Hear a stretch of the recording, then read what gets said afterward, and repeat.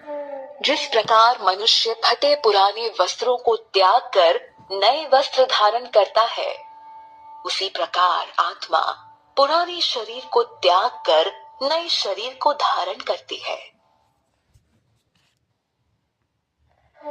इस आत्मा को शस्त्र काट नहीं सकते, अग्नि जला नहीं सकती, जल गीला नहीं कर सकता और वायु सुखा नहीं सकती। यहाँ अपनी बात को और सरल बनाने के लिए श्री भगवान ने एक उदाहरण प्रस्तुत किया है। वो कहते हैं कि जिस तरह व्यक्ति अपने कपड़ों के पुराना हो जाने पर या फिर उसके फट जाने पर उसे दोबारा नहीं पहनता और उसे फेंक देता है, ठीक उसी तरह आत्मा काम करती है। वो एक शरीर में एक समय तक रहती है। समय पूरा होने पर जब शरीर वृद्ध हो जाता है और कोई काम नहीं कर पाता, तब आत्मा उसे छोड़कर अगला शरीर ग्रहण कर लेती है। दूसरा शरीर जो उसके पिछले कर्मों के आधार पर तैयार होता है।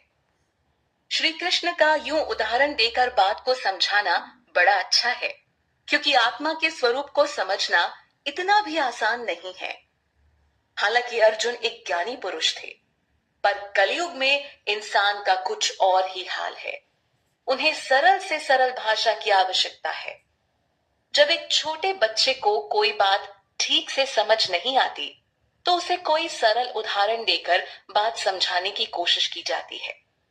इस तरह भगवान श्री कृष्ण ने सिर्फ अर्जुन का ही भला नहीं किया, बल्कि इस युग के लोगों के लिए भी अपने दिव्य ज्ञान को आसान बना दिया।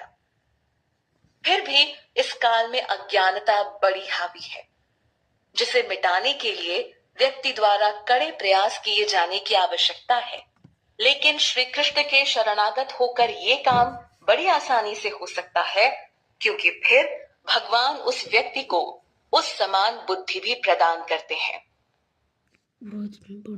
इस श्लोक से बात साफ हो जाती है कि आत्मा को किसी भी प्रकार से हानि नहीं पहुंच सकती।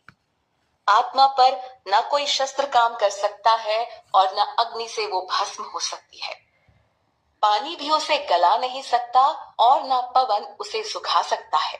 यानी किसी भी चीज के प्रहार से आत्मा को नष्ट नहीं किया जा सकता, बेशक शरीर तुरंत इन चीजों से खत्म हो जाए। इस धरती पर मौजूद हर एक चीज एक वस्तु है जो कभी न कभी शुरू होकर खत्म हो जाएगी। बस सबके अंत होने का समय अलग अलग होता है, चाहे वो